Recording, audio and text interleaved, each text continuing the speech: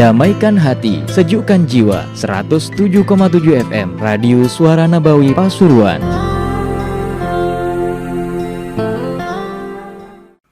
Assalamualaikum warahmatullahi wabarakatuh.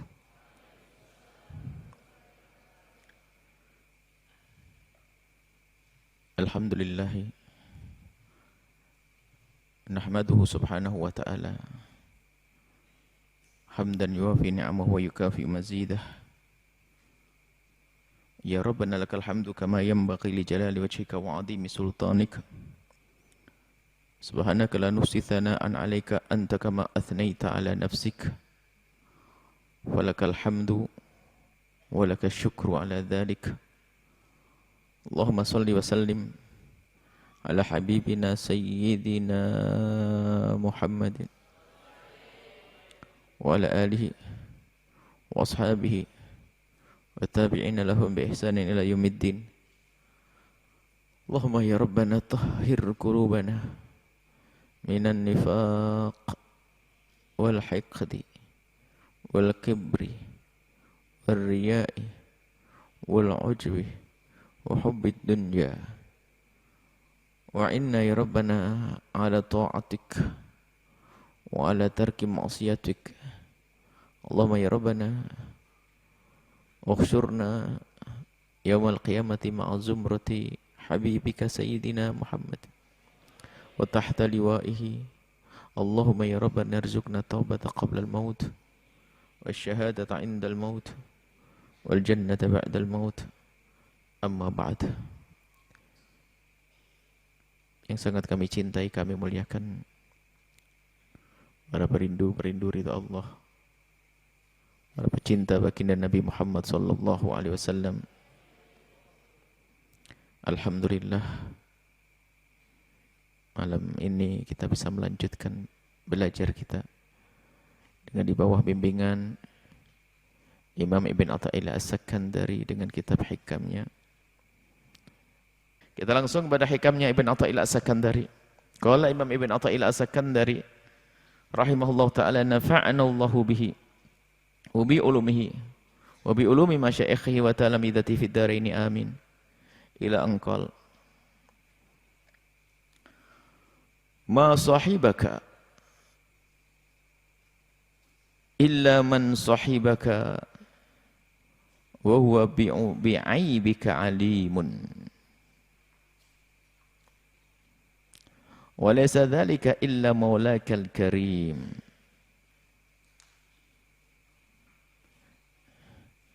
Khairu man tashabu man yatlubuka la li syai'in ya'udu minka ilayhi. Ma sahibaka, tidaklah ada yang menjadi sahibmu. Sahib itu yang menyertaimu, memperhatikanmu, menjagamu, mengingatkanmu.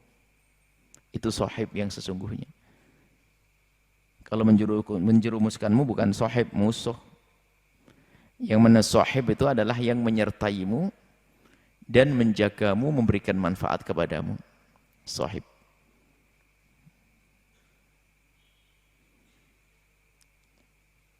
Dan sohbah ini dinisbatkan kepada Allah. Bukan zatnya Allah, akan tapi rahmatnya, perlindungan, pertolongannya. Seperti di dalam doa safar yang kalian hafal gimana? Allahumma anta as-sahibu fis safari. Allah. Allahumma anta as-sahibu fis safari wal khalifatu fil ahli. Nah, tidak ada yang menjadi sahibmu yang sesungguhnya kecuali yang telah menjadi sahibmu yang dia itu mengetahui kekuranganmu.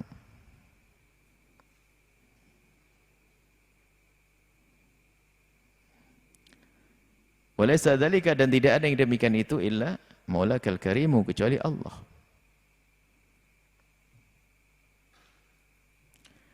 Dan sebaik-baik orang yang kau jadikan sahib,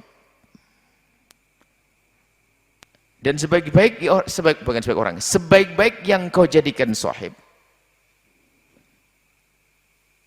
Sebaik-baik yang kau jadikan sahib adalah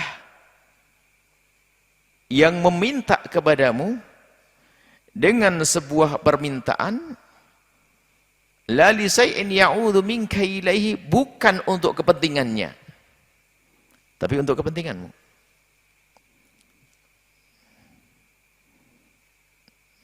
Baik, kita celenderehkan. Sahib itu maknanya menyertai, tapi Allah, zat Allah, laisa kamitsli syai'un. Kalau dikatakan Allah ma'ana, bukan berarti langsung Allah bersama kita seperti kita bersama-sama, enggak. Allah tidak memerlukan tempat. Allah ada tapi tidak memerlukan tempat. Maka jika dinisbatkan kepada Allah sesuatu yang mengarah kepada menjisimkan Allah, mengatakan Allah jisim seperti makhluknya, maka harus kita tepis dan kita beri takwil seperti ini. Dalam Al-Quran, dalam hadis Nabi, anta sahibu fis safari. Nggak ada orang yang berkatakan Allah sahibku dalam berkian, Allah bersamaku seperti kamu nemeniku. Enggak. As-sahibu fis safari, Allah yang menyertai dengan pertolongannya, perlindungannya, rahmatnya, riayahnya. Di sini juga begitu. Sahib itu ya seperti itu. Yang engkau akan mendapatkan manfaat dengannya. Dia akan menjagamu dan akan mengarahkanmu. Jika engkau salah, dia akan mengingatkanmu, meluruskanmu. Tidak ada sahib sejati seperti yang telah menjadi sahibmu, akan tapi dia tahu tentang aibmu. Aib itu ada aib zahir dan aib batin. Aib itu ada aib zahir dan aib batin. Aib zahir yaitu perilaku zahir yang maksiat, mata jelalatan, tangan coel-coel, mulut ceplas-ceplos, itu aib zahir. Sebagai sahib manusia kita tahu. Nah, ini ngomongnya nggak enak. Kita bisa mengingatkan karena kedengaran. Tapi ya kalau sudah urusan dengan aib batin, siapa yang tahu sahib? Sahib seperti apa yang mengetahui aib batin kita, lalu akan membenahi aib kita. Orang tua kita juga tidak tahu. Pasangan kita juga tidak tahu. Teman kita juga tidak tahu. Lalu sahib siapa sih yang mengetahui aib batin kita? Siapa? Allah Jalla Jalaluh. Maka sebaik-baik sahib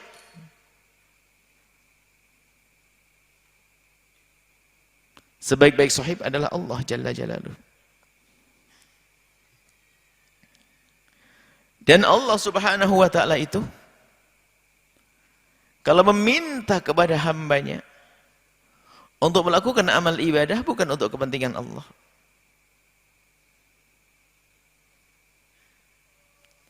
Allah di saat menyuruh hambanya melakukan salat itu karena kepentingan hamba itu sendiri yang akan ia petik kelak. Bahkan di saat kita melakukan kesalahan dan dosa pun, bagaimana Allah yang Maha Pengampun pun menyeru, hal min mustaghfirin, mana yang mohon ampun kepadaku? Itulah sahib sejati, Allah Jalla Jalaluh. Maka dari itu hendaknya kita merasakan itu. Merasakan kalau Allah adalah sebaik-baik sahib kita.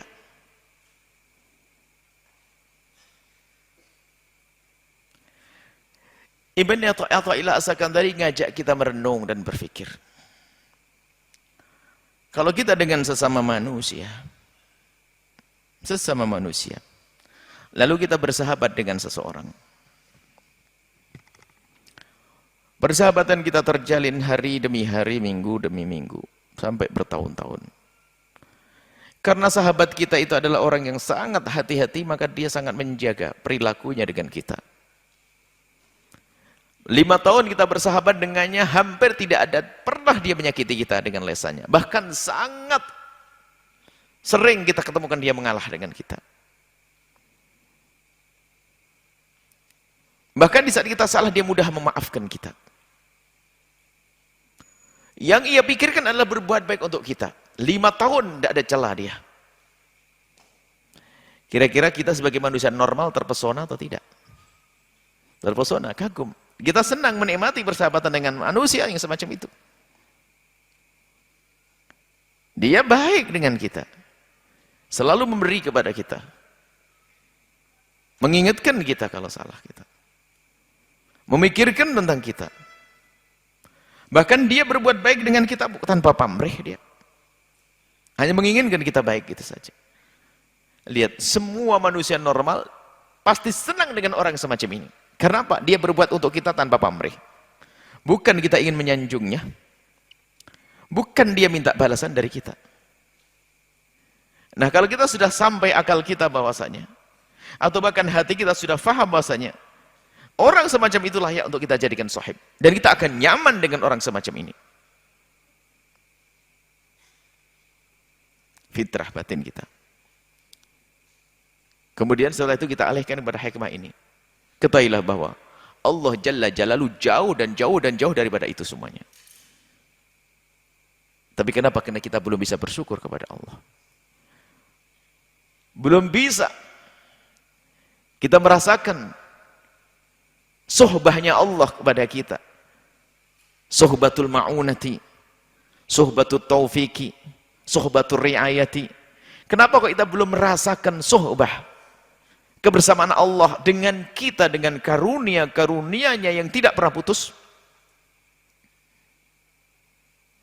Imam Ibn Athaillah Sakandari mengajak kita merenungi urusan kita dengan Allah dengan bahasa seolah-olah kita dengan manusia dulu. Sahib. Sebaik-baik yang menjadi sahibmu adalah yang paling tahu tentang kekuranganmu dan dia akan meluruskanmu. Dan yang paling tahu hanya Allah. Dan jika menyuruhmu untuk sesuatu hal, bukan untuk kepentingannya, tapi untuk kepentinganmu. Itulah sahib sejatimu. Jika di kalangan bangsa manusia, kita akan senang, tersanjung dengan orang semacam ini. Kenapa kok kita tidak pernah merasakan agungnya karunia Allah? Apa yang Allah berikan kepada kita? Ini. Jadi, dengan Allah mudah. Kunci yang pertama adalah kita mengetahui adalah Allah adalah Tuhan kita. Mengakui adanya bahwasanya Allah adalah Tuhan kita. Kemudian setelah itu kita menyerahkan kepada Allah yang lebih tahu tentang keadaan kita, lebih tahu tentang kekurangan kita, dan kita miliknya. Maka seorang hamba di saat sudah mengenal Allah, menyerahkan kepada Allah, maka dia adalah orang yang selalu dalam kebaikan. Tidak akan ada cacat dalam hidupnya. Tentunya martabat orang itu adalah di dalam kesadarannya akan suhbah Allah tadi. Semakin tinggi kesadarannya, lihat apa yang terjadi pada hamba tersebut. Pada pertemuan yang lalu sudah disebutkan, tidak akan bisa sujud kecuali adalah karunia dari Allah. Tidak ada kebaikan bisa lakukan kecuali dari Allah. Allah, dikit Allah. Dia merasakan suhbah Allah dalam segala sepak terjangnya, segala urusannya. Pangkatnya akan tinggi.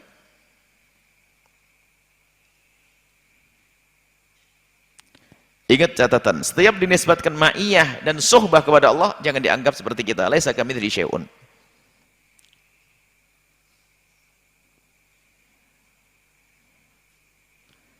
Nah ini. Kemudian, manusia, kita semuanya,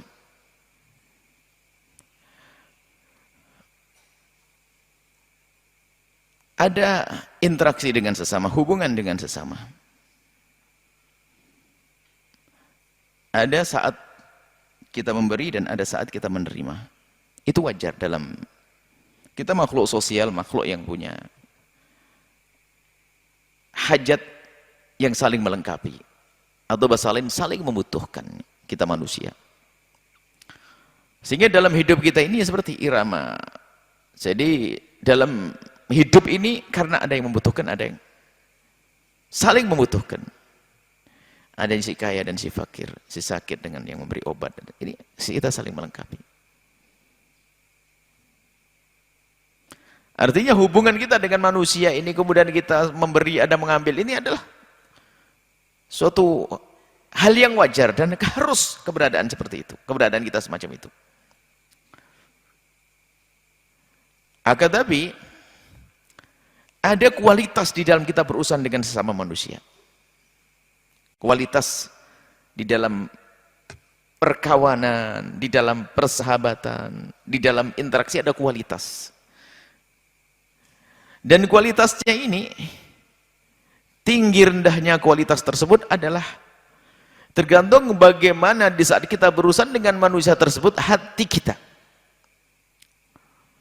Jika kita berurusan dengan manusia tersebut, kita berurusan dengan manusia tersebut, kita dasari dengan rasa ingin berbuat baik kepadanya, bersahabat dengannya karena Allah, maka persahabatan kita ini kualitasnya tinggi. Orang yang menerima persahabatan dari kita pun dia akan nyaman. Karena tahu kita bersahabat dengan dia tanpa pamrih, kita tidak mengharap sepeser pun dari dia, bahkan kita tidak mengharap sanjungan. Dia akan senang dengan kita. Begitu sebaliknya, jika dia berurusan dengan kita juga karena Allah, maka kita pun akan nyaman dengan dia. Kita akan nyaman dengan dia. Karena apa? Apa yang ia lakukan adalah tulus karena Allah. Kita nyaman dan semua akan merasakan nyaman. Hubungan yang dibangun karena Allah. Nah, kemudian kalau itu adalah antara satu dengan satu. Kemudian kalau ini dikembangkan lagi. Bukan satu, bertiga. Semuanya berhubungan karena Allah. Aku menolong dia karena Allah. Seorang suami memberikan nafkah kepada istrinya karena Allah. Seorang istri berbuat baik pada suaminya karena Allah, bukan hanya pengen uang sakunya tambah. Uang belanjanya minta ditambah, baik sama suami. Enggak gitu. Seorang guru dengan murid mengajar karena Allah, lihat.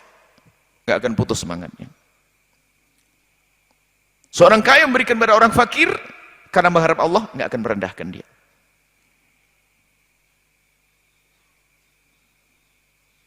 Nah, jika seseorang di dalam urusan dengan sesamanya selalu dihubungkan dengan Allah, maka ini adalah menjadi hubungan yang berkualitas. Apa yang terjadi setelah itu? Keindahan. Sehingga di sana ada pendidikan dari baginda Nabi Muhammad SAW tentang mahabbah di antara kita. Hendaknya kita bangun cinta di antara kita karena Allah. Nah, ini yang perlu kita asah. Kesadaran kita di dalam berinteraksi ini karena Allah. Seorang bapak di saat mendidik anaknya bukan karena Allah, dia akan capek. Karena belum tentu anak yang dididik menjadi anak berbakti. Tapi kalau dia mendidiknya karena Allah, dia nggak pernah pusing. Yang penting aku mendidik karena Allah, selesai. Bahkan seorang tua itu bisa saja mendidik anaknya, membesarkan anaknya itu terbetik di hatinya bukan pahala dari Allah, hanya seolah-olah begini berkata, nak, engkau akan aku besarkan, aku sekolahkan. Nanti kalau ketua aku menumpang kepadamu, nak. Jadi ada seorang tua membesarkan anaknya, mendidik anaknya hanya ingin numpang di masa tuanya. Maka kurang ketulusan. Sehingga di dalam mendidiknya pun tidak sempurna. Tapi kalau orang tua mendidik anaknya, aku mendidikmu karena ini amanat dari Allah dan karena Allah, lihat akan lurus jalannya. Kalau seorang tua mendidik anaknya hanya ingin numpang di masa tuanya, lihat. Numpang itu di mana sih? Di rumah yang naungan yang aman, kemudian kamar sejuk, dan ini kan perlu uang, makanya anaknya akan dijadikan budaknya dunia. Setelah anaknya mendapatkan dunia, belum tentu menghormati orang tuanya. Na'udzubillah. Tapi seorang tua yang mendidik anaknya karena Allah, seorang istri mendidik suaminya karena Allah, suami mendidik anaknya karena Allah, maka akan menemukan keindahan di dalam hidupnya. Bahkan di saat gagal pun tidak akan kecewa, karena dia sudah mendapatkan pahala dari Allah, karena dia tahu melakukan itu semuanya karena Allah.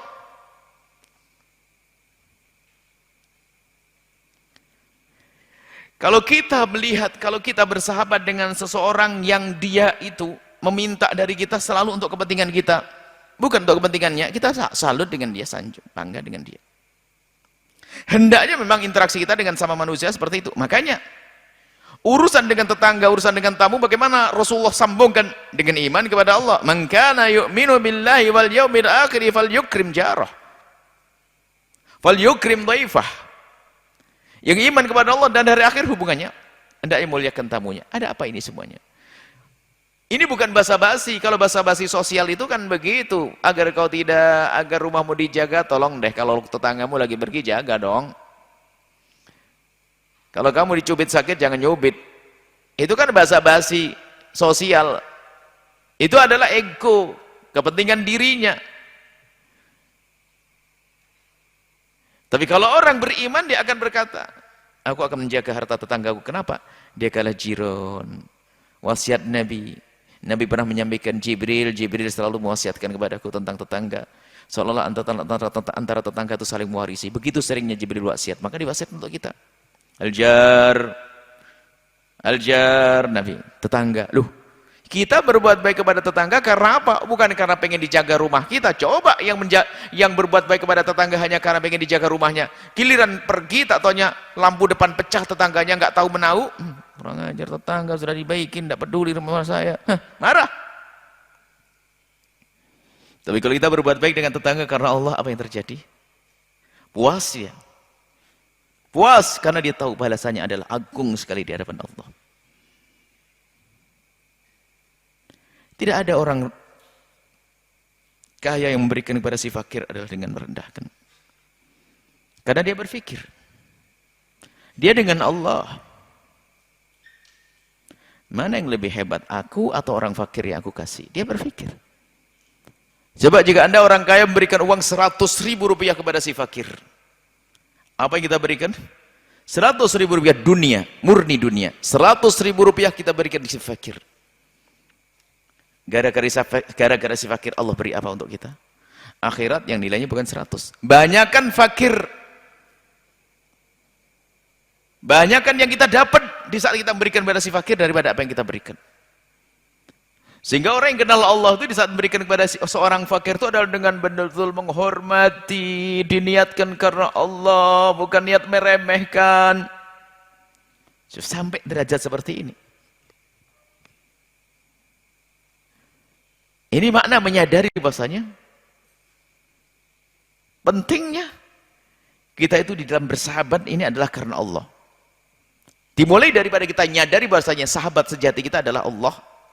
As-sahibu, bukan saja fi safari, dalam keadaan di rumah kita pun menjadi sahib. Maknanya apa? Sohbah, sohbatur riayah, subah pertolongan dari Allah. Dan kita harus merasakan seperti itu, dilihat oleh Allah, perhatikan oleh Allah. Zat yang jika meminta bukan untuk kepentingannya, tapi untuk kepentingan yang diminta, kepentingan kita. Ribuan sujud yang kita lakukan tidak akan menambah kemuliaan Allah, karena kemuliaan Allah sudah di puncaknya. Jika manusia jadi pendusta semua, kalau seandainya manusia semuanya itu seperti Nabi Muhammad semuanya, tidak akan menambahkan kebesaran kerajaan Allah. Kalau semua manusia sejahat Abu Jahal semuanya, tidak akan mengurangi kerajaan Allah. Allah tidak memerlukan apapun dari hambanya. Maka kalau Allah menyuruh kita adalah karena kebaikan kita. Ini. Jadi yang harus kita sadari adalah hikmah ini adalah Imam Ibn Atha'il As-Sakandari mengajarkan kepada kita agar kita itu bisa merenung dan menyadari bahwasanya sebaik-baik sahib adalah Allah. Inilah tambah iman kita. Kalau sesama manusia, lihat kita bersalah dengan manusia. Salah sekali. Mungkin orang itu masih maafkan kita. Salah kedua kali, mungkin masih maafkan kita. Salah ketiga kali, ngedumelnya lebih luar biasa. Cuman mungkin masih maafkan kita. Tapi kalau kita melakukan kesalahan yang sama dengan manusia tersebut sampai 10 kali, mungkin dia tidak akan mau melihat muka kita.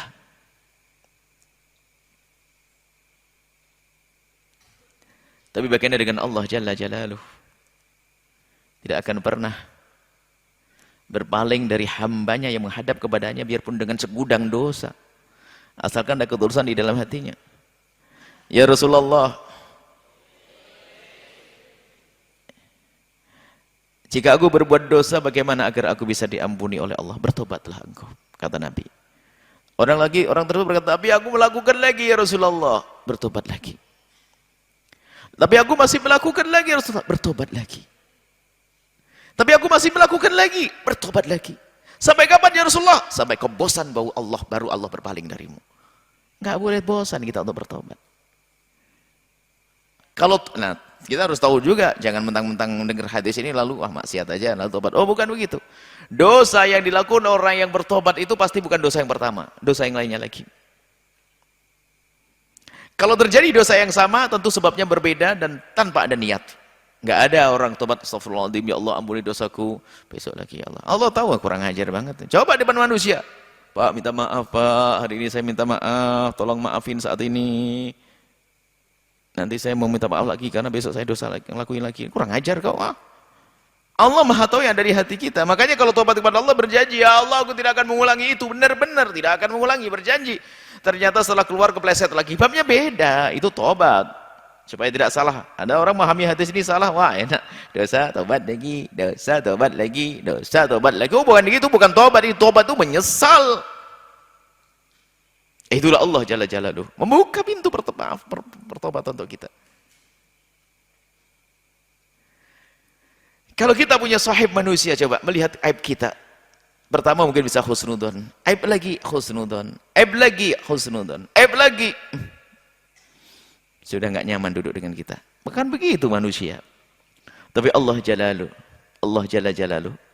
Dengan segala kesalahan kita. Allah menyeru. Kembalilah dan kembalilah. Ditutup aib kita. Diampuni oleh Allah. Nah, dari sinilah sumbernya. Maka nanti semua jalinan di antara manusia ini kalau dibangun atas dasar kita kenal Allah, maka ini menjadi sebaik-baik jalinan. Dan itu yang diinginkan Nabi SAW. Sekaligus kita ingin mengukur persahabatanku kepada orang tersebut itu, baru aku dikatakan tulus. Apa sih ukuranku? Aku menjadi sahabatnya. Sahabat untuk istriku, sahabat untuk anakku, sahabat untuk muridku, sahabat untuk guruku, sahabat untuk sahabatku. Ukuran bahwasanya persahabatanku itu tulus benar akan dilihat Allah tuh gimana sih ukurannya? Ukurannya ini disebut oleh Ibn Abbas tadi. Jika engkau tanpa pamrih darinya, jika engkau melakukan sesuatu kebaikan kepadanya bukan karena ingin adanya kembalinya kebaikan kepadamu. Ukurannya di situ. Jika kita berbuat baik kepada orang atau sahabat kita tersebut tanpa pamrih, memberi uang ya sudah karena ingin membantu dia, sama sekali tidak terlintas di benak kita bahasanya nanti biar dikembalikan, nggak ada. Nah ini coba, kalau terbangun ketulusan semacam ini, apa yang terjadi dalam kehidupan kita? Kita sudah berada di surga sebelum masuk surga. Semuanya dengan ketulusan. Tidak ada munafik, tidak ada kebohongan, tidak ada dusta, tidak ada ini. Memang itu adalah satu pangkal tinggi, akan tapi pun demikian kita harus berusaha menuju ke sana. Maka ayo kita jalin satu persahabatan yang tulus. Murid pun juga tidak senang kalau gurunya pamrih, kan begitu. Guru pamrih, ya nggak nyaman didengar oleh murid. Murid pun jangan. Tapi di saat murid menemukan gurunya tulus, dia semakin kagum dia. Sama seorang guru melihat murid itu tulus pengabdiannya dia. Dia tanpa pamrih, bukan jilat. Dia baik di hadapanku, di belakangku. Akan ada di hati seorang guru rasa cinta, tumbuh cinta, dan begitulah. Itu yang dibangun, yang diajarkan oleh Ibn Abbas dari zakat ini. Dimulai dari dengan Allah yang selalu punya kebaikan kepada kita. Kita salah pun ternyata tetap buka maaf. Hendaknya kita pun demikian. Di dalam persahabatan pun juga demikian. Di samping di saat berbuat baik pribadi ya, bukan kesalahan dengan Allah. Mengambil dari sifat Allah, artinya Allah punya kasih sayang, kita berkasih sayang. Bukan berarti sifat kasih sayang kita sama dengan Allah, oh enggak. Mengambil bagian, Imam Ghazali dalam kitab Syarah Asmaul Husnahnya mengatakan begitu di saat menyebut Ar-Rahman Ar-Rahim, lalu apa bagian kita dari sifat itu? Kata Imam Ghazali, bagian kita adalah kita berkasih sayang dengan hamba Allah. Al-Ghani, Allah Maha Kaya. Apa bagian kita? Ya jangan khawatir, Allah yang Maha Kaya. Seperti itu. Jadi bagian kita adalah kalau kita dihubungkan dengan masalah ketulusan Allah di dalam berbuat baik kepada hambanya adalah tidak berbatas, tidak ada batasnya. Bahkan kalau minta kepada hambanya sesuatu, tentu hanya untuk kebaikan seorang hamba, maka kita mengambil bagian daripada ini dengan tulus kita dalam berurusan dengan sesama kita. Ayo kita tata ibunda kita. Seorang anak berbuat baik pada ayah ibundanya karena Allah. Tidak semua anak yang baik sama bapak ibunya itu benar loh ya. Ada seorang anak, Masya Allah, pengabdian dengan bapak ibunya sangat luar biasa. Termasuk yang paling cekatan dalam melayaninya. Paling giat, paling semangat. Diam-diam apa? Ingin sertifikat tokonya diganti atas nama dia. Diam-diam dia. Sudah nunggu 5 tahun dia khidmah ke ibunya. Ujung-ujung, Abah, sertifikat ke tokonya buat saya, Abah ya. Hah? Lihat. Tidak semua anak berbuat sama orang tuanya adalah tulus. Tapi kalau orang tua dengan anak tulus loh ya. Tulus. Anak ini kadang susah tulusnya. Tapi kalau kita menjadi tulus, mudah kita berbuat baik kepada orang tua kita dengan tulus. Ketulusan itu akan memberikan ketentraman di batin kita. Karena tulus itu maknanya apa? Ikhlas karena Allah Subhanahu wa taala. Sehingga dalam menjalin hidup bermasyarakat maka kita enggak ada beban. Di saat kita dicaci nggak pernah pusing. Orang tidak membalas kebaikan kita pun juga tidak gelisah. Karena kita selama ini berbuat baik karena Allah. Kita tidak akan gelisah. Kemudian kita pun juga tidak akan menyakiti orang lain karena kita punya rambu-rambu. Aku harus baik-baik dengan hamba Allah dan seterusnya. Baik. Inilah hikmah yang bisa dihadirkan pada malam ini. Intinya adalah belajar ya. Intinya adalah menyadari pentingnya sebuah persahabatan. Dimulai dari Allah dengan ketulusan, maka dengan manusia pun dengan ketulusan. Dan di dalam persahabatan itu hendaknya harus ada maaf. Ada maaf. Ada mengingatkan. Kalau Allah Jalla Jalaluhu sangat maha mengetahui kita. Dan Allah maha pemaaf. Bahkan dengan segala kesalahan kita, Allah yang tahu aib kita, batin kita. Allah rubah kok kalau kita dengan Allah terus. Maka kita pun juga dengan sesama manusia. Jangan ingin menjalin persahabatan adalah kita harus bisa membangun saudara kita yang ternyata ada aib di dalam dirinya. Bukan kita bincangkan, bukan kita Allah akan, tapi yuk kita luruskan. Kemudian setelah itu, kalau kita menemukan kekurangan, ini tanda juga tulusannya. Luas sekali maknanya memang hikmah ini. Kalau kita menemukan aib saudara kita, tanda ketulusan kita di dalam persahabatan, maka aib itu yang telah kita ketahui tidak menjadikan hubungan kita berkurang dengannya. Akan tapi justru menjadikan hatinya semakin terenyuh, lalu berusaha untuk menghilangkan aib tersebut.